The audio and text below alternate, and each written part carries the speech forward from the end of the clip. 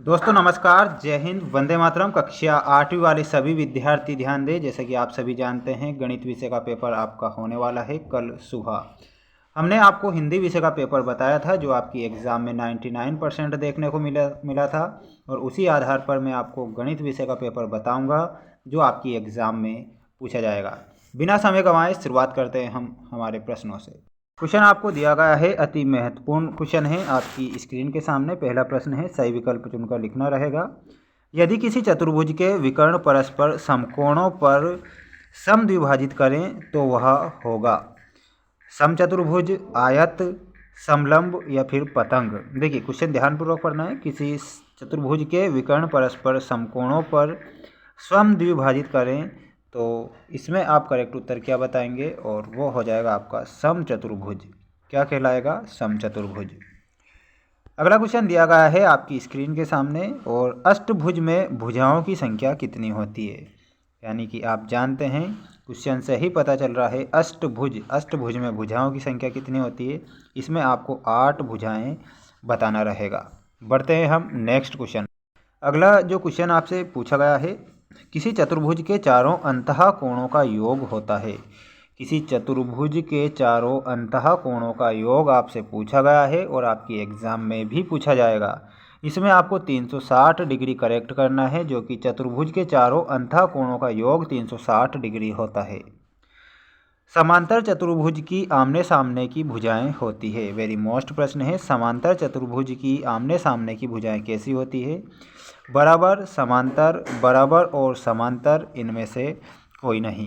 तो यहाँ आप ऑप्शन नंबर सी, बराबर और समांतर होती है चतुर्भुज के आमने सामने की भुजाएं। कौन सा चतुर्भुज? जो कि समांतर चतुर्भुज की जो आमने सामने की भुजाएं होती है, बराबर और समांतर होती है।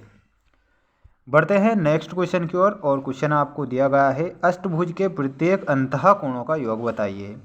यानी कि षटभुज के प्रत्येक अंतः कोणों का योग आपको बताना है। ऑप्शन है 180 डिग्री, 540 डिग्री, 720 या फिर 360 डिग्री। यहाँ आप सभी विद्यार्थियों को करेक्ट उत्तर बताना है। 720 डिग्री आपका करेक्ट उत्तर हो जाएगा, जो कि षटभुज के प्रत्येक अंतः कोणों का योग होता है। अगला क्वेश्चन दिया गया है आपकी स्क्रीन के सामने, रिक्त स्थानों की पूर्ति करना रहेगा।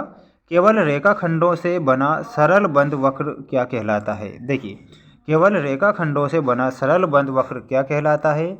इसमें आपको बहुभुज बताना रहेगा। देखिए, बहुभुज आपका करेक्ट उत्तर हो जाएगा।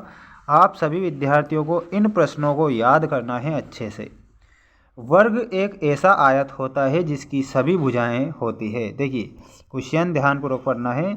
वर्ग एक आयत होता है जिसकी सभी भुजाएं होती है। वो किस प्रकार की भुजाएं होती है? तो बराबर भुजाएं होती है। यहाँ आप बराबर लिखेंगे।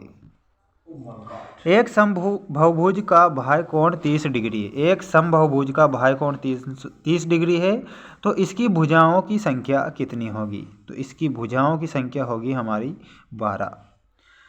समांतर चतुर्भुज के आसन्न कोण होते हैं। तो आसन्न कोण कैसे होते हैं? वो होते हैं संपूरक। यहाँ आपको संपूरक करेक्ट करना है। बढ़ते हैं नेक्स्ट क्वेश्चन की ओर। क्वेश्चन आपको दिया गया है, वर्ग के विकर्ण एक दूसरे को पर समद्विभाजित करते हैं। तो ये समकोण पर समद्विभाजित करते हैं। किस पर? समकोण पर। यहाँ आप समकोण करेक्ट करेंगे। आयत वह समांतर चतुर्भुज है जिसका प्रत्येक कोण का होता है। तो 90 डिग्री का होता है। आयत वह समांतर चतुर्भुज है जिसका प्रत्येक कोण 90 डिग्री का होता है। यहाँ आपको 90 डिग्री करेक्ट करना रहेगा। अगला जो सेट है, जो कि सेकंड नंबर का सेट है, बहुत ही जल्द आने वाला है। हमारे द्वारा आपको 4 सेट बताए जाएंगे जो आपकी एग्ज़ाम में पूछे जाएंगे। अगर आपने उन चारों सेट को अच्छे से देख लिया, पढ़ लिया, तो कोई सा भी प्रश्न आपकी एग्ज़ाम से बाहर नहीं जाएगा। जैसे कि आप जानते हैं कि हमने हिंदी विषय में भी आपको 4 ही सेट बताए थे, और चारों सेट में से ही प्रश्न बने थे सारे के सारे।